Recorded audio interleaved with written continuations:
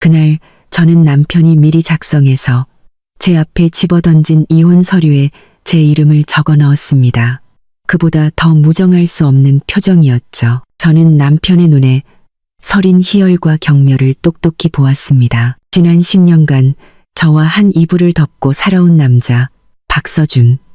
그는 마침내 늙고 빌부터 사는 전업주부를 성공적으로 떼어냈다고 생각하고 있었을 겁니다. 그리고 자신의 귀한 핏줄을 임신한 젊고 아름다운 내연녀를 당당하게 집으로 들일 생각에 부풀어 있었겠죠.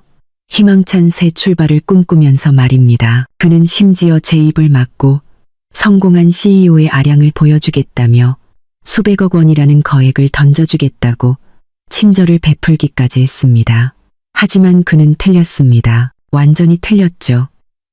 법원의 차가운 문 밖을 나서는 순간 그의 만족스러운 미소가 채 가시기도 전에 제가 가장 먼저 한 행동은 울부짖는 것도 가족에게 전화해 하소연하는 것도 아니었습니다. 저는 조용히 대기하던 차에 올라타 제보한 휴대폰을 꺼내 너무나도 평범한 이름으로 저장된 번호를 눌렀습니다.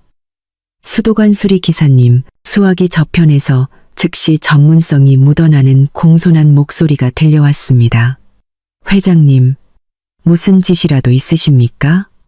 저는 창밖으로 빠르게 스쳐 지나가는 인파를 바라보며 차분하지만 얼음장처럼 차가운 목소리로 말했습니다. 플랜 B를 즉시 실행하세요. 2천억 원 전부 동결하고 제 직접적인 명령 없이는 어떠한 거래도 이루어지지 않도록 하세요. 그리고 같은 시각 도시 최고의 고급 부동산 쇼룸에서 박서준은 내연녀 김아라의 어깨를 감싸 안고 펜트하우스 모델을 가리키고 있었습니다. 그는 새 아내와 곧 태어날 귀한 아들을 위해 이보다 더 화려할 수 없는 선물을 계약금으로 지불하려던 참이었습니다. 그는 전혀 알지 못했습니다. 불과 몇 분 뒤 그의 막강한 블랙카드가 무정하게 거절당하고 그가 자랑스러워하던 모든 제국, 그의 손아귀에 있다고 믿었던 막대한 재산 전체가 순식간에 연기처럼 사라지리라는 것을요. 그는 은행 직원이 믿을 수 없는 사실을 통보했을 때 그대로 뒤로 낮아빠질 것이었습니다. 그를 명예의 정점에서 치욕의 나락 맨 밑바닥까지 떨어뜨릴 진실을 말입니다. 제 이름은 윤지수, 올해 35세입니다. 모든 사람들, 심지어 시댁 식구들의 눈에 저는 질투가 날 정도로 운이 좋은 여자였습니다. 젊고 재능 있고 잘생긴 대기업 CEO 박서준과 결혼해 신데렐라가 되었으니 운이 좋았죠. 호화로운 저택에서 돈 걱정 없이 집에서 남편과 아이를 돌보고 스파에 가고 쇼핑이나 하며 전업주부로 살면 되니 운이 좋았습니다. 그들은 10년 동안 그 완벽한 껍데기를 보며 그것을 믿었습니다. 그들은 10년 전 제가 누구였는지를 잊었거나 아마도 결코 알고 싶지 않았을 겁니다. 시청자 여러분, 이것은 총성도, 눈물도 없이 오직 숫자와 차가운 법률만이 존재하는 복수극의 시작이었습니다. 박서준과 그의 가족은 단 한나절 만에 모든 것을 잃었다는 사실을 깨달았을 때 어떤 반응을 보일까요? 그리고 거짓으로 세워진 제국을 완전히 무너뜨리기 위한 제 계획에는 또 어떤 놀라운 단계들이 남아있을까요? 그 답을 알고 싶으시다면, 이 극적인 여정에 저와 함께하고 싶으시다면 채널 구독과 좋아요, 그리고 이 영상 공유를 잊지 마세요. 이야기 2부에서 다시 찾아뵙겠습니다. 안녕히 계세요. 고급 세단이 법원 부지를 벗어나 자신의 승리에 환호하는 박서준의 모습을 뒤로하고 떠날 때 저는 뒤돌아보지 않았습니다. 제 마음에는 후회 대신 무서울 정도로 차가운 냉기만 감돌았습니다. 저는 차창에 비친 제 모습을 바라보았습니다. 30대 중반의 여자가 심플한 실크 원피스를 입고 가벼운 화장을 한 그다지 눈에 띄지 않는 모습이었죠. 이렇게 평범해 보이는 여자가 방금 2천억 원 규모의 그룹 전체를 뒤흔들 수 있는 명령을 내렸다고 누가 상상이나 할 수 있을까요? 여러분께서 제가 어째서 그렇게 막강한 권력을 가졌는지, 그리고 왜 지난 10년간 기꺼이 전업주부로 살아왔는지 이해하시려면 아마도 처음부터 이야기를 다시 해야 할 것 같습니다. 지난 10년간 남편의 뒤에 서 있던 보이지 않는 그림자, 무형의 수석 설계자였던 제이야 말입니다. 앞서 말씀드렸듯이 저는 서준을 만났을 때 그는 갓 대학을 졸업한 청년이었고 그의 가족 회사는 파산 위기에 처한 작은 목공소에 불과했습니다. 하지만 그때 저는 그런 것들을 보지 않았습니다. 저는 그의 안에서 아버지의 사업을 다시 일으키려는 열망의 불꽃과 야망을 보았습니다. 그리고 젊은 날의 사랑과 순수함으로 저는 그의 야망의 날개를 달아주는 사람이 되기로 결심했습니다. 저는 모든 것을 포기했습니다. 부산에서의 유망한 경력을 포기하고 그를 따라 서울로 올라왔습니다. 처음의 나날들은 정말로 힘들었습니다. 우리는 그의 가족이 살던 허름한 단독주택에서 살았습니다. 회사는 빚더미에 앉았고 직원들은 거의 다 떠났습니다. 시아버지이신 박태산 회장님은 사업 실패의 충격으로 병석에 누우셨고 시어머니이신 최은숙 여사님은 매일 한숨만 쉬며 무능한 아들을 탓했습니다. 이처럼 절박한 상황 속에서 저는 좌절하는 대신 이상한 흥분을 느꼈습니다. 저 같은 금융 전문가에게 파산 직전의 회사는 어려운 수학 문제와도 같았고 자극적인 도전이었습니다. 저는 바로 나서지 않았습니다. 시댁의 가부장적인 사고방식으로는 여자가, 그것도 갓 들어온 새며느리가 사업에 개입하는 것을 절대 받아들이지 않으리라는 것을 알았기 때문입니다. 저는 현명한 아내가 되기로 했습니다.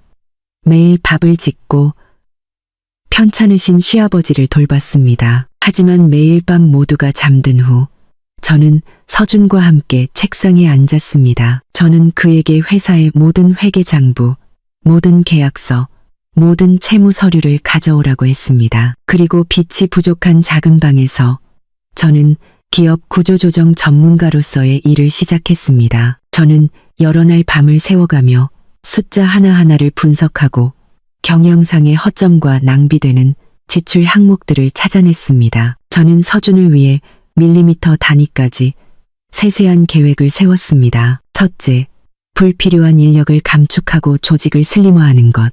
둘째, 채권자들과 협상하여 상환 기간을 연장하고 합리적인 상환 로드맵을 제시하는 것. 셋째, 그리고 가장 중요한 것은 회사를 위한 새로운 방향을 찾는 것이었습니다. 저는 평범한 목재 가구를 계속 생산해서는 결코 경쟁할 수 없다는 것을 깨달았습니다. 저는 당시 한국에서는 매우 생소한 분야였던 스마트 가구와 친환경 건축 자재 생산으로 전환하는 과감한 방향을 제안했습니다. 처음에 서준은 매우 망설였습니다. 그는 위험을 두려워했죠. 하지만 저는 제 모든 지식과 시장 분석을 동원해 그를 설득했습니다. 저는 그에게 이 시장의 거대한 잠재력을 보여주었고 미래에 대한 청사진을 그려주었습니다. 그리고 자본을 마련하기 위해 저는 제 결혼 지참금의 상당 부분을 얼굴 없는 투자자의 형태로 회사에 몰래 투입하는 것을 망설이지 않았습니다. 모든 일은 아무도 알아채지 못하도록 복잡한 거래를 통해 이루어졌습니다. 서준은 그저 어떤 귀인이 회사의 잠재력을 보고 투자를 결정했다고만 알았습니다. 제 계획은 상상 이상으로 성공적이었습니다. 새로운 방향은 회사를 기적적으로 되살렸습니다. 우리의 스마트 가구 제품들은 시장에서 센세이션을 일으켰습니다. 대형 계약들이 쏟아지기 시작했습니다. 파산 직전의 공장에서 시댁의 회사는 점차 회복되어 이익을 내기 시작했고 무서운 속도로 성장했습니다.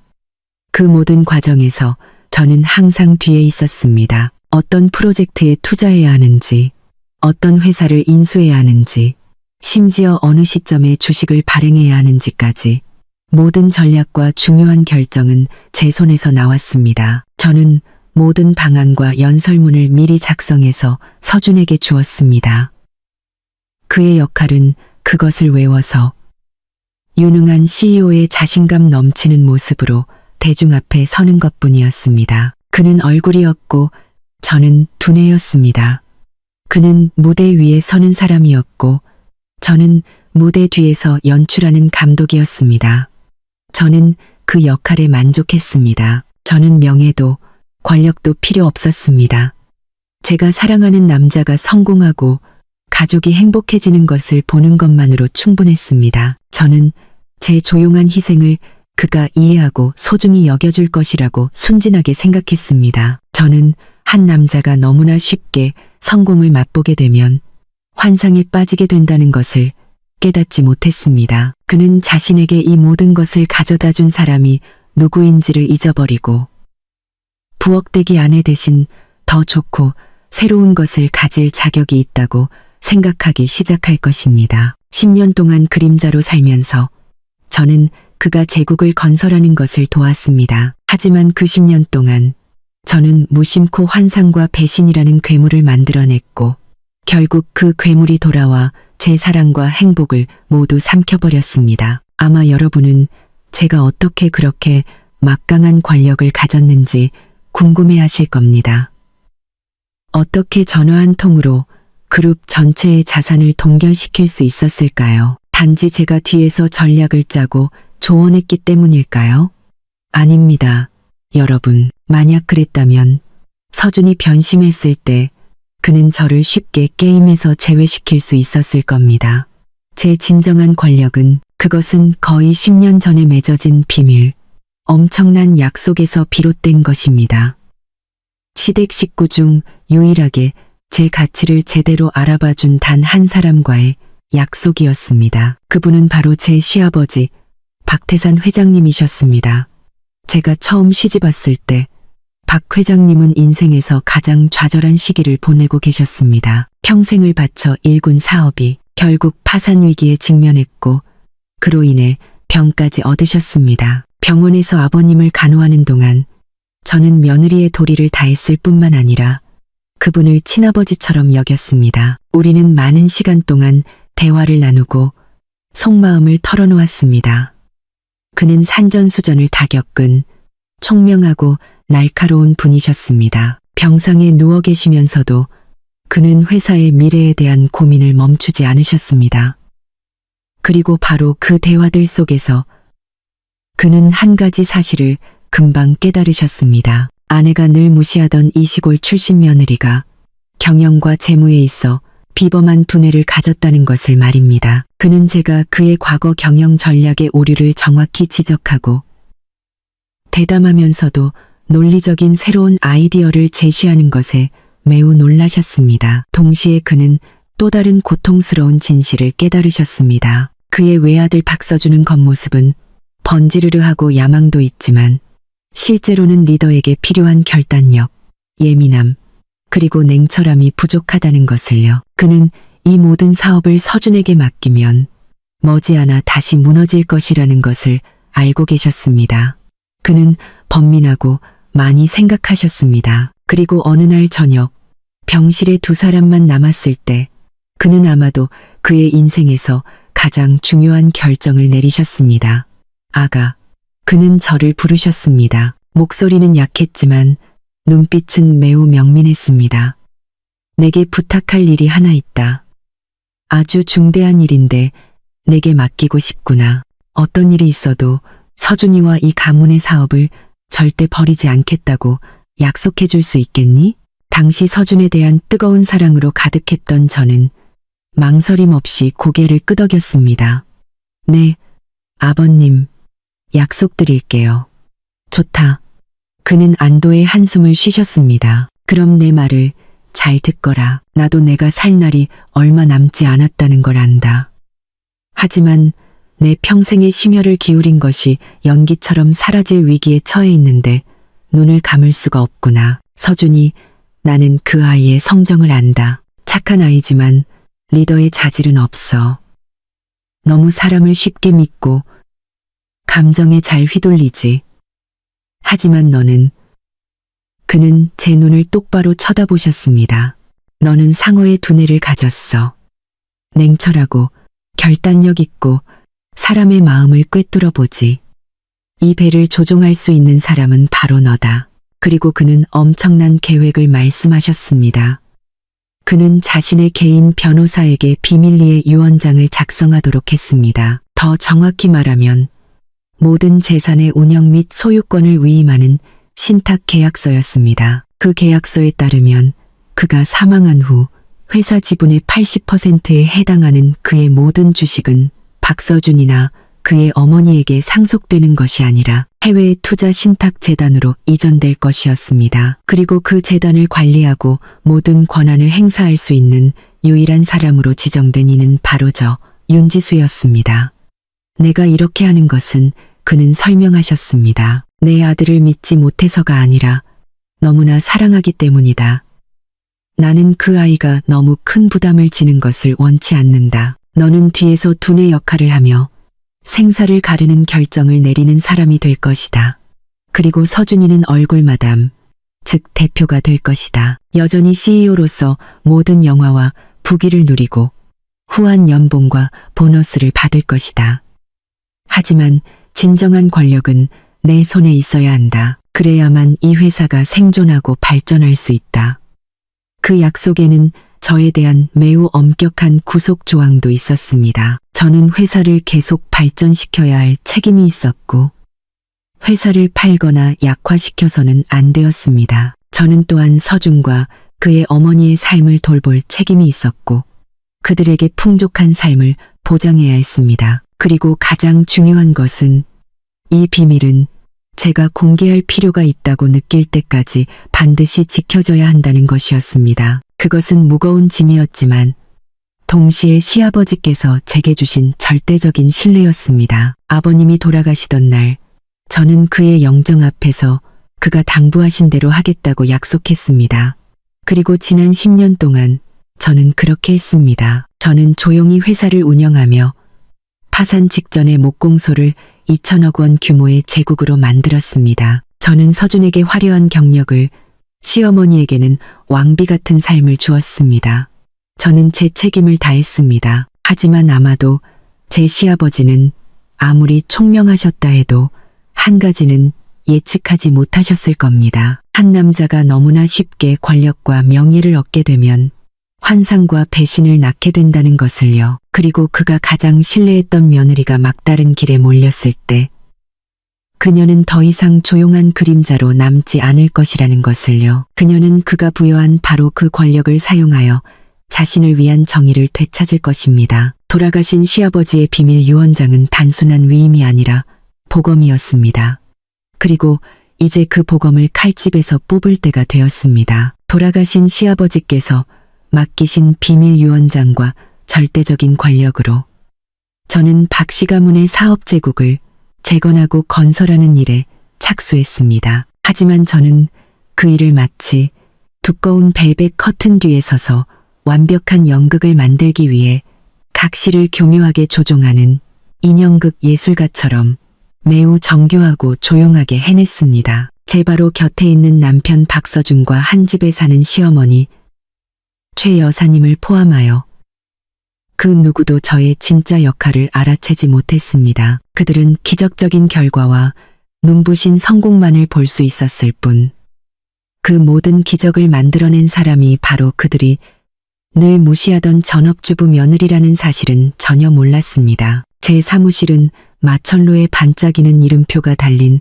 화려한 사무실이 아니었습니다. 그것은 제가 독서와 휴식을 위한 공간으로 교묘하게 위장한 저택의 다락방에 있는 작은 방이었습니다. 그 안에는 고전 문학 작품으로 가득 찬 참나무 책장 외에도 최고 사양의 슈퍼컴퓨터 시스템, 복잡한 주식 지수를 표시하는 여러 대의 모니터, 그리고 24시간 내내 원활한 연결을 보장하는 별도로 설치된 고속 위성 인터넷 회선이 있었습니다. 그곳이 바로 저의 중앙사령부이자 최고 지휘 본부였습니다. 그곳에서 저는 전 세계 금융시장의 미세한 변동까지 모두 추적했습니다. 그곳에서 저는 단 한 번의 클릭으로 수백억 원에 달하는 주식과 채권 매매 명령을 내렸습니다. 그리고 또한 그곳에서 저는 박서준과 그룹을 위한 모든 행보와 발전 전략을 세웠습니다. 저의 조종은 매우 체계적이고 거의 흔적을 남기지 않는 방식으로 이루어졌습니다. 매일 아침 온 가족을 위해 정성껏 아침 식사를 준비한 후 저는 약 1시간 동안 아래층에 있는 남편의 서재에서 함께 차를 마시며 신문을 읽었습니다. 하지만 사실 그것은 그날의 가장 중요한 전략보고 회의였습니다. 저는 국제경제신문에서 새로 떠오르는 투자 동향이나 경쟁사의 이례적인 움직임에 대한 뜨거운 소식을 우연히 읽는 척했습니다. 그리고 아무것도 모르는 아내의 역할로 순진하게 서준의 의견을 물었습니다. 여보, 부동산의 인공지능 기술을 활용하는 이야기가 많네요. 너무 복잡하게 들려요. 당신은 전문가니까 이 문제에 대해 어떻게 생각해요? 우리 회사도 이 분야에 대해 조금 알아보는 건 어떨까요? 혹은 저 그룹 주가가 사상 최저치로 떨어졌대요. 당신은 경영의 천재니까 지금 매수하는 게 좋을까요? 아니면 위험이 클까요? 그러면 항상 자신을 과시하고 싶어하고 경제 지식은 거의 제로에 가까운 서준은 늘 거만한 태도로 일축했습니다. 아, 당신이 사업에 대해 뭘 안다고. 그런 시시한 뉴스 읽어서 머리 아프게 뭐해. 회사 일은 내가 알아서 할게. 하지만 불과 하루 이틀 뒤 그룹의 고위급 회의에서 그는 바로 그 아이디어들을 마치 자신의 전략적 비전과 결정인 양 엄숙하게 발표하곤 했습니다. 제가 여러 밤을 새워 면밀히 연구했습니다. 그는 임원들에게 단호한 목소리로 말했습니다. 저는 인공지능에 대한 투자가 바로 미래이며 우리 그룹의 생존 길이라고 생각합니다. 그는 인공지능에 대한 투자가 바로 미래이며 제가 직접 채용하여 심어놓은 최고 금융 전문가들인 하급 임원들은 즉시 박수를 치며 젊은 CEO의 현명함과 천재성, 시대를 앞서가는 비전을 칭송했습니다. 주주총회 앞에서 한서준의 모든 중요한 연설, TV나 신문과의 모든 인터뷰는 제가 직접 작성했습니다. 저는 그의 말투, 단어 사용법, 심지어 발음이 꼬이거나 더듬는 습관까지 면밀히 연구하여 웅장하고 깊이 있으면서도 마치 그의 생각과 말에서 나온 것처럼 보이는 연설문을 써야 했습니다. 그의 역할은 앵무새처럼 외워서 카메라 앞에서 자신감 있고 카리스마 있게 연기하는 것뿐이었습니다. 점차 아마도 너무 많이 연기했기 때문에 그 역시 그 아이디어와 말들이 정말로 자신의 것이라고 믿기 시작했습니다. 그는 자신이 단지 아내인 전업주부에 의해 교묘하게 조종되는 꼭두각시라는 사실은 전혀 모른 채 자신의 재능과 위대함에 대한 환상에 완전히 빠져들었습니다. 한편 제 시어머니 최 여사님은 그 아들의 환상을 위한 완벽한 촉매제이자 가장 열렬한 팬이었습니다. 그녀는 경영이나 재무에 대해 전혀 몰랐고 단지 표면적인 결과만을 보았습니다. 회사는 날로 커지고 돈은 물처럼 불어나며 아들은 점점 유명해지고 사회의 칭송을 받았습니다. 그녀는 부녀회 모임에서부터 상류층의 화려한 티파티에 이르기까지 온갖 곳을 다니며 자신이 힘들게 낳은 천재 경영인 아들을 자랑했습니다. 우리 서준이 정말 대단해요, 여사님들. 그녀는 자랑스러운 표정으로 실크 부채를 붙이며 말하곤 했습니다. 그 아이는 위인의 두뇌를 가졌어요. 불과 몇 년 만에 남편이 남긴 파산 직전의 목공소를 거대한 그룹으로 키워냈지 뭐예요. 정말 아버지를 능가하는 아들이니 가문의 복이죠. 저는 더 바랄 것도 없고 그저 빨리 대를 이을 아들을 낳기만 바랄 뿐이에요. 그리고 누군가가 호기심에 그 성공에서 제 역할, 즉 며느리의 역할에 대해 조심스럽게 물을 때마다 그녀는 경멸에 찬 표정으로 입술을 삐죽이며 손을 내저었습니다. 어머, 제 며느리가 뭘 알겠어요. 걔는 운이 좋아서 우리 서준이를 만난 것뿐이에요. 하루 종일 집에서 빌부터 먹고 부엌대기 노릇이나 하지 세상에 무슨 쓸모가 있겠어요. 그래도 착하고 말은 잘 들으니 며느리 노릇은 한다고 생각해요. 그 말들은 여러 번 가사도우미들의 입을 통해 제 귀에 들어왔습니다. 하지만 저는 침묵했습니다. 그들이 진실을 모르니 굳이 따질 필요가 없다고 생각했습니다. 가정이 화목하고 서준이 여전히 저를 사랑하고 존중해 주기만 한다면요. 하지만 저는 틀렸습니다. 저의 침묵, 저의 후퇴는 제가 바라는 평화를 가져다 주지 않았습니다. 그것은 그들이 저를 더욱 무시하게 만들었고, 제가 쓸모없는 기생충, 집안의 장식품에 불과하다고 믿게 만들었습니다. 그리고 그것은 또 다른 비극, 필연적으로 일어날 비극이 싹틀 수 있는 조건을 만들었습니다. 한 남자가 너무나 쉽게 모든 것을 손에 넣고 그 모든 것이 자신 혼자 해낸 것이라고 착각하게 되면 그는 자신의 전업주부 아내가 더 이상 자신의 위대함에 걸맞지 않다고 느끼기 시작할 것입니다. 그는 밖에서 더 새롭고 더 젊고 아름다운 여성들로부터 인정을 받으려 할 것이고, 배신은 피할 수 없는 필연처럼 다가왔습니다. 한 남자가 땀 한 방울 흘리지 않고 명예의 정점에 섰을 때, 그가 거짓된 칭송과 찬사로 둘러싸여 있을 때, 그는 자신이 누구인지, 그리고 누가 자신과 함께 첫 계단부터 올라왔는지를 쉽게 잊어버립니다.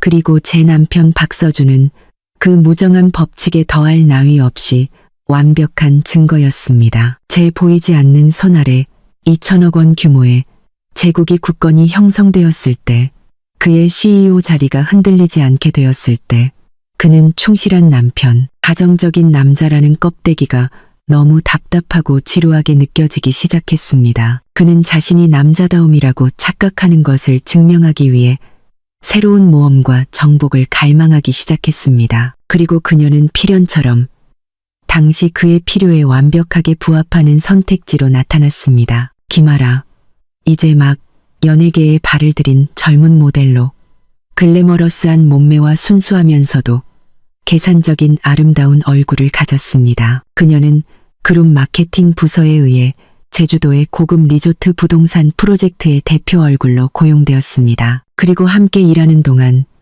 사교 파티에서 그녀의 노골적이고 의도적인 존경과 숭배는 금세 서준의 눈에 들었습니다. 자신의 재능에 대한 환상에 취해 있는 서준 같은 남자에게 젊고 아름다운 유명 여성의 존경은 거부할 수 없는 자극제이자 마약과도 같았습니다. 그의 진짜 모습을 너무나 잘 알고 그의 모든 약점과 무능함을 꿰뚫어보는 아내인 제 곁에서 그는 결코 왕이나 성인과 같은 기분을 느낄 수 없었습니다. 저는 그를 사랑하고 돌보고 조언해 줄 수는 있었지만 광신도처럼 숭배의 눈빛으로 그를 바라볼 수는 없었습니다. 저는 그가 단지 꼭두각시라는 것을 알았지만 김아라는 달랐습니다. 그녀는 그를 진정한 경영 천재로 보았습니다. 그녀는 파티 때마다 그의 총명함, 결단력, 원대한 비전을 입이 마르도록 칭찬했습니다. 그녀는 그에게 그가 정확히 부족했던 것, 제가 결코 줄 수 없었던 것을 주었습니다. 바로 맹목적이고 거짓된 인정이었습니다. 그리고 그들은 불나방처럼 불 속으로 뛰어들었습니다. 한 사람은 과시욕 때문에, 다른 한 사람은 물질욕 때문에. 처음 그들의 부적절한 관계는 퇴근 후 몰래 만나는 데이트에 불과했습니다. 집에 오기 전에 급하게 지워지는 달콤한 메시지들이었죠. 하지만 그 잘못된 관계에 깊이 빠져들면서, 그리고 아마도 김아라의 압박 때문에 서준은 훨씬 더 대담하고 무모해지기 시작했습니다. 그는 더 이상 꼼꼼하게 숨기려 하지 않았습니다. 갑작스러운 출장이 잦아졌고 짙은 술 냄새와 낯선 향수 냄새를 풍기며 한밤중에 귀가하는 일도 잦아졌습니다. 저는 모든 것을 알았고 모든 것을 느꼈습니다. 여자의 직감과 금융 분석가의 예리함은 그의 비정상적인 변화를 명확하게 보여주었습니다. 저는 마음만 먹으면 증거를 순식간에 찾을 수 있었습니다. 그룹의 사이버 보안팀의 전화 한 통이면 그의 모든 통화 기록, 메시지, 심지어 위치 정보까지 손에 넣을 수 있었습니다. 하지만 저는 그렇게 하지 않았습니다. 왜냐고요? 더 이상 사랑하지 않아서가 아니었습니다. 그에 대한 제 사랑은 오래전에 식었습니다. 그가 집에 와서 오류투성이 사업계획서를 제게 던지며 내일 아침까지 제대로 수정해 놓으라고 요구했을 때부터 말입니다. 제가 침묵한 것은 두렵거나 유약해서가 아니라 제 자존심이 너무 강했기 때문입니다. 저 윤지수는 결코 질투에 눈이 멀어 자신을 낮추지 않으며 제 결혼을 세상 사람들의 구경거리가 되는 값싼 연극으로 만들지 않습니다. 저는 침몰 직전에 배 옆에서 조용히 헤엄치며 가장 적절한 공격 시점을 기다리는 상어처럼 조용히 관찰하는 길을 택했습니다. 저는 그가 스스로 멈출 줄 알 것이라고, 누가 정말로 중요한 사람인지 깨닫고 돌아올 것이라고 순진하게 희망했습니다. 저는 제 나름의 방식으로 그룹을 더욱 성장시켜 그에게 제 가치를 보여줌으로써 그를 붙잡으려 노력했습니다.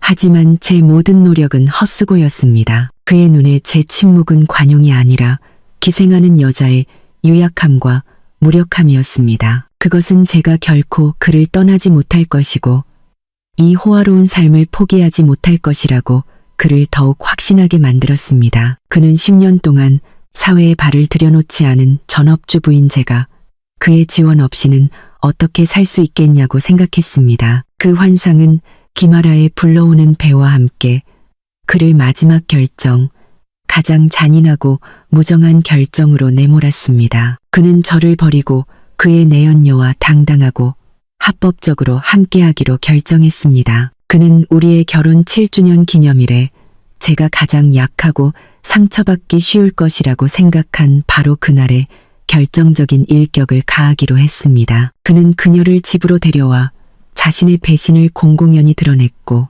이혼 서류와 함께 가장 신랄한 모욕의 말을 제 얼굴에 던졌습니다. 제가 청춘을 바쳐 만들어낸 그 꼭두각시가 이제 와서 자신을 만들어낸 바로 그 사람을 뒤엎고 파괴하려 하고 있었습니다. 그는 그가 그렇게 함으로써 스스로 시한폭탄의 스위치를 누르고 있다는 사실을 전혀 몰랐습니다. 그 제국과 미래, 그리고 자신의 위대함에 대한 환상까지 모두 날려버릴 폭탄의 스위치를 말입니다. 제가 청춘을 바쳐 뒷바라지한 남편 박서준이 임신한 내연녀를 집에 데리고 와 공개적으로 이혼을 요구했을 때 저는 그것이 무정함의 극치이며 이미 상처로 가득한 제 심장에 꽂히는 마지막 비수라고 생각했습니다. 하지만 저는 틀렸습니다. 제가 10년 넘게 봉양하고 왕비 같은 삶을 제공해드린 시어머니 최 여사님의 반응이야말로 저를 절망의 나락으로 떨어뜨리고 제 안의 증오의 불길과 그들에게 대가를 치르게 하겠다는 결심을 불태우게 한 것이었습니다. 처음에 서준이 이혼 선언을 막 마쳤을 때 저는 최 여사님의 얼굴에서 순간적인 놀라움과 당혹감을 보았습니다. 하지만 그 놀라움은 순식간에 사라졌습니다. 그녀는 아들을 힐끗 쳐다보더니 다시 기마라의 약간 불러온 배를 내려다보았습니다. 그리고 마치 어려운 수학 문제를 푼 사람처럼 명쾌함과 감출 수 없는 기쁨이 그녀의 눈에서 환하게 빛났습니다. 그녀는 아들의 외도에 대해 꾸짖지도 않았고 자신과 동고동락한 며느리에 대해 조금의 안타까움도 보이지 않았습니다. 그녀는 마치 늙은 여우처럼 조용히 상황을 관찰하고 평가할 뿐이었습니다. 그리고 내연녀인 기마라가 배에 손을 얹는 의미심장하고 도발적인 행동을 하자 그녀는 즉시 문제를 파악했습니다. 환한 미소, 이기적이고 잔인한 기쁨이 그녀의 얼굴에 피어났습니다. 어머나, 세상에, 정말이니? 너무 잘됐다, 우리 아들. 드디어 가문을 생각할 줄 아는구나. 그녀는 손뼉을 치며 외쳤습니다. 그 목소리는 아들의 회사가 수십억 원짜리 계약을 따냈을 때보다 더 기뻐 보였습니다. 그녀는 넋놓고 서 있는 며느리인 저를 위로하거나 부축하기 위해서가 아니라 기마라의 곁으로 달려가기 위해 달려왔습니다. 그녀는 그녀의 손을 잡고 그녀의 배를 끝없는 기쁨으로 내려다보았습니다. 우리 손주, 우리 집안의 장손이 여기 있었구나. 얘야, 이렇게 좋은 소식이 있는데 왜 진작 말하지 않았니? 내가 몸보신이라도 시켜줄 텐데. 이리 와, 이리 와서 앉아서 쉬렴. 많이 돌아다니는 건 우리 귀한 손주한테 좋지 않아. 그녀는 제가 직접 돈을 주고 산 이탈리아제 소파에 마치 황태호를 부축하듯 소중하게 김아라를 안쳤습니다. 그녀는 과도한 친절을 베풀며 직접 물을 따르고 쿠션을 받쳐주며 소름이 돋을 정도로 달콤한 목소리로 이것저것 물었습니다. 임신 몇 개월이니? 아들이니? 딸이니? 입덧은 안 해. 먹고 싶은 건 없고 내가 바로 사람 시켜서 만들어주라고 할게. 이제부터는 여기 계속 머물러. 아무데도 갈 필요 없어. 여기서 하인들이 너랑 아기 잘 돌봐줄 거야. 저는 그들의 감동적인 미래의 시어머니와 며느리 연극을 멍하니 서서 지켜보았습니다. 합법적인 아내이자 이 집의 실질적인 주인인 제가 멀쩡히 서 있는데도 그녀의 눈에 저는 이미 투명인간이 되어 있었습니다. 아니, 투명인간보다 더 심했습니다. 저는 장애물, 눈의 가시, 새로운 사람을 위해 하루빨리 치워야 할 낡은 물건이 되어 있었습니다. 그리고 그녀는 제가 오래 기다리게 두지 않았습니다. 새로운 며느리와 귀한 손주에게 충분한 관심과 보살핌을 보여준 후 그녀는 저를 향해 돌아섰습니다. 이번에는 그녀의 얼굴의 가식은 조금도 남아있지 않았고 오직 냉담함, 거만함, 그리고 감출 수 없는 희열만이 가득했습니다. 윤지수, 그녀가 입을 열었습니다. 그녀의 입에서 나온 제 이름이 어찌나 낯설고 차갑게 들리던지요. 일이 이 지경까지 왔으니 너도 좀 분수를 알아야지. 보다시피 우리 서준이는 새로운 행복을 찾았어. 아라게도 이 박씨 가문의 핏줄을 가졌고 네가 여기 계속 있어봤자 눈의 가시일 뿐이고 집안 시끄럽게만 할 뿐이야. 그녀는 잠시 말을 멈추고 경멸에 찬 눈으로 저를 머리부터 발끝까지 훑어보았습니다. 솔직히 말해서 10년 동안 내가 이 집에서 호의호식한 것도 다 우리 서준이 덕분이야. 하지만 내 팔자가 사나워서 그 복을 누릴 운명이 아니었던 거지. 누가 너보고 열매 없는 동나무, 애 못 낳는 여자이랬니? 뭐 이것도 다 하늘의 뜻이니 널 탓할 수는 없지. 이제 너도 스스로 떠나서 걔네들이 당당하게 살 수 있도록 해줘야지. 너도 아직 젊으니까 다른 행복을 찾아갈 수 있잖아. 이 박씨 가문, 이 명문가에 애 못 낳는 며느리는 있을 수 없어.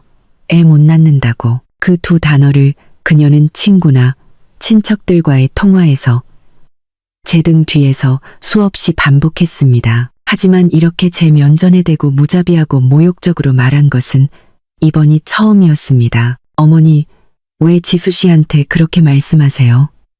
서준이 그제야 입을 열었습니다. 하지만 저를 변호하기 위해서가 아니라 그저 인정 있는 남자의 역할을 충실히 하고 마지막 체면을 지키기 위해서였습니다. 그래도 10년 동안 제 곁에 있어줬잖아요. 지수 씨가 손해보게 하지는 않을 거예요. 제가. 넌 조용히 못해. 최 여사님이 아들의 말을 자르며 소리쳤습니다. 넌 우유부단하고 결단력 없는 놈이야. 이 일은 내가 해결할 테니 너희 남자들은 나서지 말고 우리 여자들끼리 알아서 하게 둬. 그녀는 자리에서 일어나 살기등등한 얼굴로 제게 다가왔습니다. 그녀는 그때 더 이상 은퇴한 공무원처럼 보이지 않았고 마치 한물간 기생을 쫓아내려는 포주 같았습니다. 그녀는 거대한 목재 현관문을 손가락으로 가리켰습니다. 내 개인 물건들 챙겨서 당장 이 집에서 꺼져. 딱 15분 주겠다. 지금 이 순간부터 넌 더 이상 내 며느리도 아니고 이 집 사람도 아니야. 내가 경비원 부르게 만들지 마라. 그때는 더 창피할 줄 알아. 그녀는 저를 쫓아내고 있었습니다. 제 집에서, 제 부모님이 땀 흘려 사주신 집에서 저를 쫓아내고 있었습니다. 그녀의 뻔뻔함과 파렴치함은 믿을 수 없는 경지에 이르렀습니다. 저는 그녀를 보고 다시 서준을 보았습니다. 그는 고개를 숙인 채 어머니의 말에 한마디도 반박하지 못하고 서 있었습니다. 그는 암묵적으로 동의한 것입니다. 저는 이해했습니다. 이것은 최 여사님 혼자만의 돌발 행동이 아니었습니다. 이것은 모자가 미리 상의하고 계획한 연극이었습니다. 그들은 이런 식으로 저를 모욕하고 가장 치욕스러운 방식으로 집에서 쫓아내어 그 내연녀를 위한 길을 명분 있게 열어주려 했습니다. 그들은 저를 잘못한 사람, 시댁에 버림받은 사람으로 만들어 이 집과 그들이 서준의 것이라고 생각하는 모든 재산을 쉽게 차지하려 했습니다. 목구멍까지 차오르는 분노의 숨이 거의 막힐 지경이었습니다. 하지만 저는 소리치지도 말다툼하지도 울부짖지도 않았습니다. 왜냐하면 지금 이 순간 어떤 말도 무의미하다는 것을 알았기 때문입니다. 탐욕과 배신의 눈이 먼 사람들에게는 어떤 이치도 통하지 않습니다. 저는 그들을 마지막으로 한번 쳐다보았습니다. 이 은혜를 모르는 사람들의 진짜 얼굴을 깊이 새기기 위해 아주 오랫동안 쳐다보았습니다. 그리고 저는 돌아섰습니다. 맞습니다.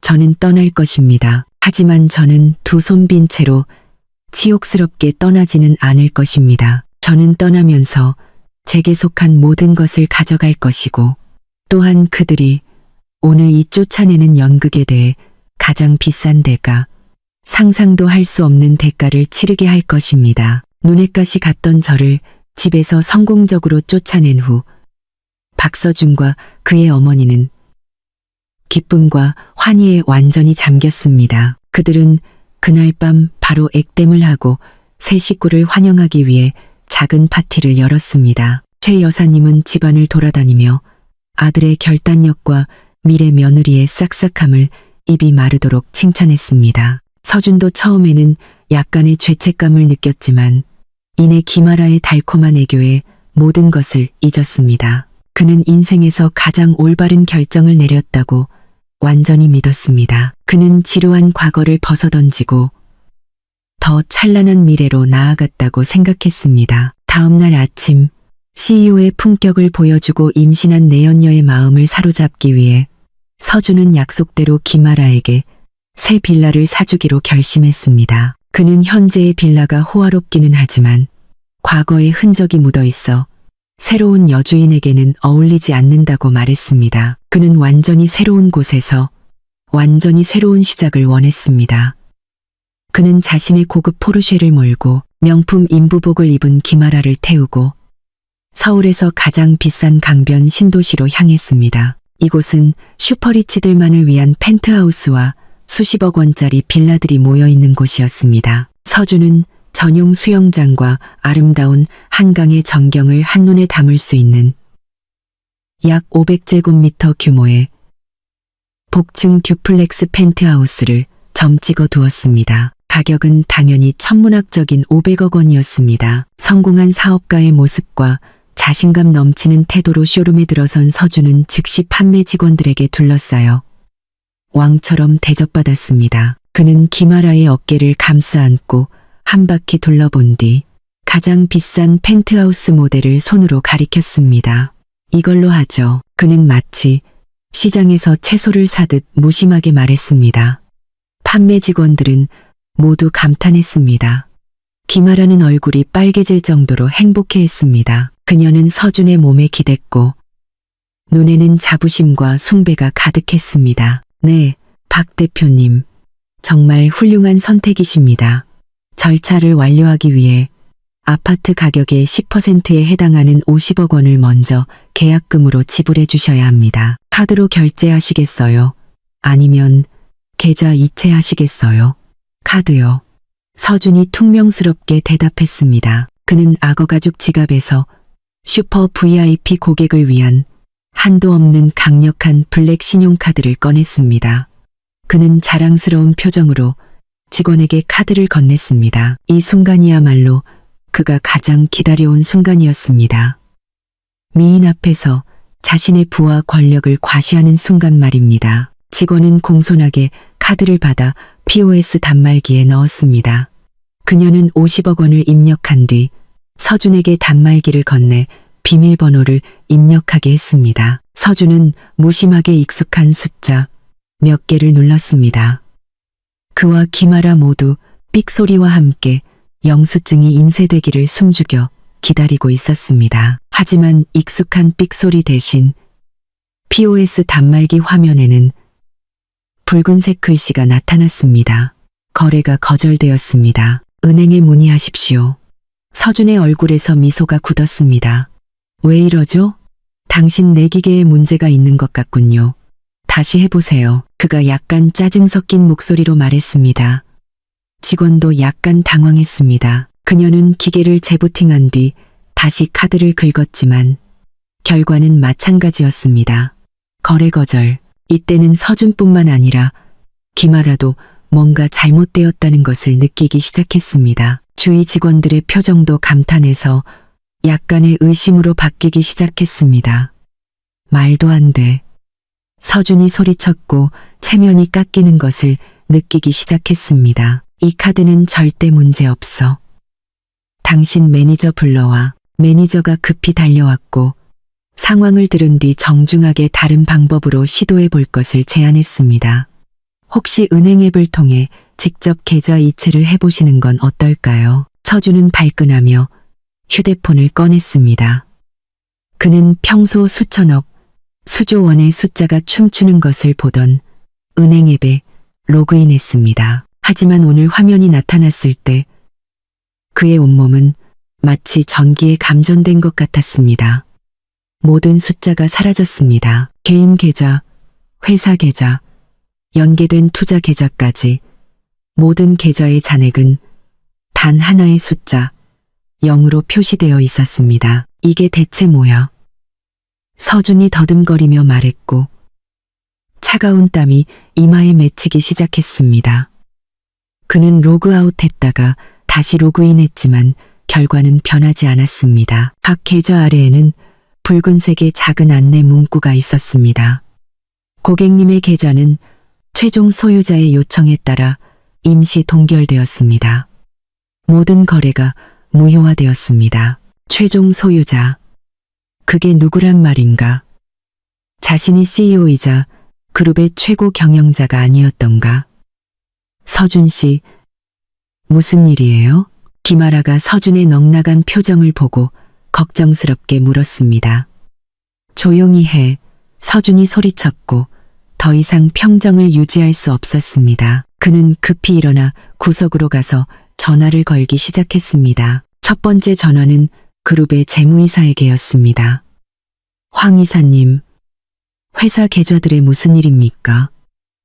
왜 전부 동결된 거죠? 수화기 저편의 재무이사 목소리는 피곤하고 놀란 기색이 역력했습니다. 대표님, 저도 방금 통보를 받았습니다. 동결 명령은 저희 주요 투자 펀드가 관리되고 있는 스위스 은행에서 직접 내려왔습니다. 그들은 이것이 펀드의 회장님, 즉 최종 소유자의 직접적인 명령이라고 합니다. 회장님? 어떤 회장님? 아버지는 돌아가셨잖아요. 그리고 제가 경영자인데. 서준이 전화기에 대고 소리쳤습니다.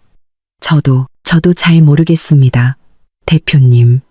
그들은 명령을 내린 사람이 윤지수라는 이름을 가진 분이라고만 했습니다. 윤지수? 그 이름은 서준의 뇌리를 강타하는 벼락과도 같았습니다. 그는 망연자실했고 휴대폰을 거의 놓칠 뻔했습니다. 말도 안 돼. 어떻게 그녀일 수가 있지? 전업주부, 기생충이 어떻게 그렇게 막강한 권력을 가질 수 있단 말인가? 분명히 뭔가 착오가 있을 것이다. 은행에서의 충격은 그가 곧 직면하게 될 악몽, 끔찍한 진실의 시작에 불과했습니다. 부동산 쇼룸에서 첫 충격을 받은 후 박서준은 넋이 나간 사람처럼 그곳을 뛰쳐나왔고 어리둥절한 김아라와 판매 직원들의 경멸 어린 시선을 뒤로했습니다. 그는 포르쉐에 주저앉았고 온 세상이 눈앞에서 빙빙 도는 것 같았습니다. 윤지수. 어떻게 윤지수일 수가 있지? 분명히 끔찍한 착오가 있을 것이다. 혹시 그녀가 재무이사와 짜고 자신을 골탕 먹이려는 것은 아닐까? 그는 서둘러 다른 번호를 눌렀습니다. 이번에는 그가 절대적으로 충성한다고 믿는 그룹의 회계팀장이었습니다. 박 부장님, 지금 당장 확인해 주세요. 그룹의 전체 재무 시스템에 문제가 있습니까? 왜 모든 계좌가 동결되었죠? 수화기 저편의 회계팀장 목소리 역시 당황과 두려움으로 가득했습니다. 대표님, 저도 지금 정신이 하나도 없습니다. 오늘 아침에 최고 관리 시스템으로부터 전체 재무 운영 권한을 재구성한다는 이메일을 받았습니다. 대표님과 다른 임원들의 모든 접근 권한이 무효화되었습니다. 명령은 고위이사회 의장이라는 분이 내렸는데 이 직함은 제가 이전에 들어본 적이 없는 것입니다. 고위이사회 의장? 그게 누군데? 이름이 뭐야? 서준이 심장이 쿵쾅거리며 소리쳤습니다. 네. 이메일에는 그 직책을 맡은 분이 윤지수 님이시라고 명시되어 있습니다. 또 윤지수. 이번에는 틀림없었습니다. 그 이름과 권력 있는 직함은 부인할 수 없는 사실을 확인시켜 주었습니다. 그가 방금 버린 전업주부 아내가 어떤 방법으로든 그룹 전체의 재정적 생명줄을 쥐고 있었습니다. 하지만 어떻게 부엌대기 노릇만 하던 여자가 어떻게 그렇게 무시무시한 권력을 가질 수 있었을까? 서준은 미친 듯이 경영진의 이 사람 저 사람에게 전화를 걸었지만 모두들 그에게 비슷한 대답을 했습니다. 자신들은 월급쟁이일 뿐이고 상부의 명령에 따를 뿐이며 이제 그들의 최고 상사는 박서준 CEO가 아니라 윤지수 의장이라고. 무력감, 공황, 그리고 분노에 휩싸인 서준은 미친 사람처럼 집으로 차를 몰았습니다. 그는 설명이 필요했고 진실을 밝혀내야 했습니다. 빌라에 도착했을 때 그는 어머니 최 여사님이 새며느리를 위해 제 방을 다시 정리하라고 가사도우미에게 즐겁게 지시하는 것을 보았습니다. 어머니, 큰일 났어요. 서준이 창백한 얼굴로 뛰어들어왔습니다. 그는 어머니에게 카드 거절, 계좌 동결, 그리고 윤지수가 갑자기 의장이 된 일까지 모든 것을 이야기했습니다. 최 여사님은 이야기를 듣고 처음에는 믿을 수 없다는 듯 넋을 잃었지만 이내 그 넋 나간 표정은 분노로 바뀌었습니다. 뭐라고? 그 악녀 같은 년이 감히 그런 짓을 해? 그녀가 날카로운 목소리로 소리쳤습니다. 걔가 무슨 권리로? 걔는 그냥 빌부터 사는 년. 애도 못 낳는 년일 뿐이야. 분명히 무슨 더러운 수작을 부린 게 틀림없어. 그년이 저 이사놈들이랑 짜고 내 아들 회사를 뺏으려 한 거야. 탐욕과 무지는 그녀가 진실을 받아들이지 못하게 만들었습니다. 그녀의 눈에 저는 여전히 시골 출신의 며느리, 그 이상도 이하도 아니었습니다. 그녀는 제가 정말로 권력을 가진 사람일 수 있다는 것을 믿을 수 없었습니다. 안 돼. 걔가 그렇게 활개치고 다니게 둘 수는 없어. 그녀는 방안을 서성거리며 말했습니다. 분명히 우리한테 복수하려고 저러는 거야. 재산 더 나눠달라고 압박하는 거지. 우리가 직접 찾아가서 버릇을 고쳐놔야 해. 이혼했어도 여전히 이 집 며느리라는 걸.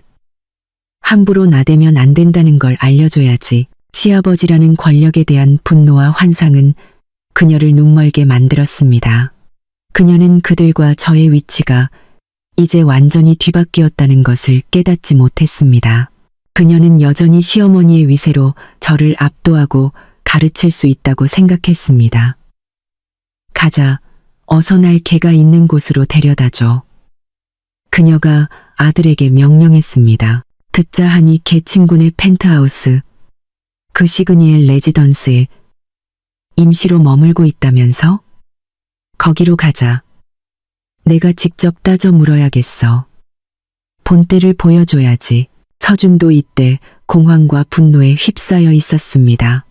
그는 더 이상 이해득 씨를 따질 이성이 남아있지 않았습니다. 그도 저를 찾아가 대질하고 진실을 밝혀내고 싶었습니다. 그 역시 이것이 저의 더러운 방해 공작일 뿐이라고 믿었습니다. 그리고 그는 남자의 힘으로 쉽게 진압할 수 있을 것이라고 생각했습니다. 그렇게 분노에 찬 한 사람과 공황에 빠진 한 사람, 그 모자는 여전히 자신들이 우위에 있다는 맹목적인 믿음을 가지고 저를 찾아 차를 몰았습니다. 그들은 자신들이 더 큰 함정 속으로 저와 돌아가신 시아버지가 10년 전에 미리 준비해둔 연극 속으로 스스로 걸어 들어가고 있다는 사실을 전혀 몰랐습니다. 극도의 분노와 혼란 속에서 박서준 모자는 포르쉐를 몰고 그들이 제가 임시로 머물고 있다고 생각하는 시그니엘 레지던스를 향해 질주했습니다. 최 여사님은 조수석에 앉아 살기등등한 얼굴로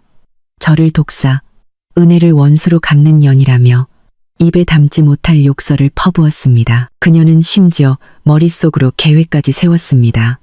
도착하면 소란을 피우고 울고불고 행패를 부리며 그곳의 모든 사람들에게 저의 불효와 배신을 알려 제가 창피해서라도 모든 것을 순순히 돌려주게 만들 계획이었습니다. 서준은 말없이 운전대만 꽉 쥐고 있었습니다. 그 역시 저를 추궁하고 남편의 위험으로 저의 음모를 자백하게 만드는 장면을 상상하고 있었습니다. 그들은 세상이 완전히 바뀌었다는 사실은 전혀 모른 채 여전히 자신들의 권력이라는 환상에 잠겨 있었습니다. 그들의 고급 세단은 그 단지에서 가장 호화로운 G1타워의 정문 로비 앞에 멈췄습니다. 그들은 상류층 특유의 자신감 넘치는 태도로 차에서 내렸지만 그 자신감은 즉시 찬물을 뒤집어 쓴 듯 사라졌습니다. 그들이 로비로 막 들어서려 할 때 제복을 입은 키 큰 경비원 2명이 즉시 나와 손을 들어 막아섰습니다. 실례합니다만 두 분은 무슨 일로 오셨습니까? 한 명이 정중하지만 조금도 주눅들지 않는 목소리로 물었습니다. 최 여사님은 눈살을 찌푸리며 불쾌한 표정을 지었습니다. 비켜요. 우리 35층에 가족 만나러 왔어요. 죄송합니다만 35층에 누구를 찾으시는지요? 그리고 미리 약속은 하셨습니까? 두 번째 경비원이 여전히 길을 막는 자세를 유지하며 물었습니다. 누굴 찾는지 당신들한테 보고해야 하나요? 최 여사님이 소리쳤습니다. 우리 며느리 윤지수 씨를 찾으러 왔어요. 우리 가족인데 무슨 약속이 필요해요. 윤지수라는 이름과 아파트 호수를 듣자 두 경비원은 서로를 쳐다보더니 첫 번째 경비원이 좀 더 단호한 목소리로 말했습니다. 죄송합니다만 저희는 아파트 주인으로부터 미리 약속된 명단에 없는 손님은 현재 받고 싶지 않다는 지시를 받았습니다. 그리고 그 명단에는 두 분의 성함이 없습니다. 돌아가 주시기 바랍니다. 뭐라고? 걔가 감히 그런 짓을 해? 최 여사님이 분노에 찼습니다. 걔는 친구 집에 얹혀 사는 주제에 감히 여기 경비원들한테까지 명령을 내려? 당신들 내가 누군지 알아? 내가 걔 시어머니야. 당장 비켜. 서준은 어머니가 소란을 피우자 체면이 깎일까 두려워 급히 그녀를 끌어당겼습니다. 그는 좀 더 정중한 척하며 지갑에서 명함 한 장을 꺼냈습니다. 안녕하세요. 저는 태산그룹 CEO 박서준입니다. 제 아내와 약간의 오해가 있어서요. 잠시 만나서 가족 문제를 해결할 수 있도록 허락해 주시면 감사하겠습니다. 그는 자신의 CEO라는 직함이 이 경비원들을 겁줄 수 있을 것이라고 생각했습니다. 하지만 그는 틀렸습니다. 경비원은 명함을 힐끗 보고는 돌려주며 고개를 저었습니다. 죄송합니다, 박 대표님. 저희는 규정과 집주인의 지시에 따를 뿐입니다. 대표님이 누구시든 올려보내드릴 수 없습니다. 계속 소란을 피우시면 저희도 부득이하게 강경한 조치를 취할 수밖에 없습니다. 경비팀의 무정하고 단호한 태도의 서준과 그의 어머니는 할 말을 잃었습니다. 그들은 어디를 가든 존중받고 대접받는데 익숙했습니다. 이렇게 문전에서 무자비하게 제지당한 것은 처음이었습니다. 그들은 뭔가 잘못되었다는 것을 깨달았습니다. 이 펜트하우스는 그들이 생각했던 것처럼 단순히 친구 집이 아니었습니다. 그들이 당황하고 분노하며 어찌할 바를 모르고 서 있을 때 로비에서 검은 정장을 입은 매우 세련된 남성이 걸어 나왔습니다. 바로 이준호 변호사였습니다. 그는 제게 미리 연락을 받고 언제부터인가 그곳에 와 있었습니다. 안녕하세요, 박 대표님, 그리고 어머님. 이 변호사가 입을 열었습니다. 그의 목소리는 차분했지만 감추지 않는 비꼬는 투가 섞여 있었습니다.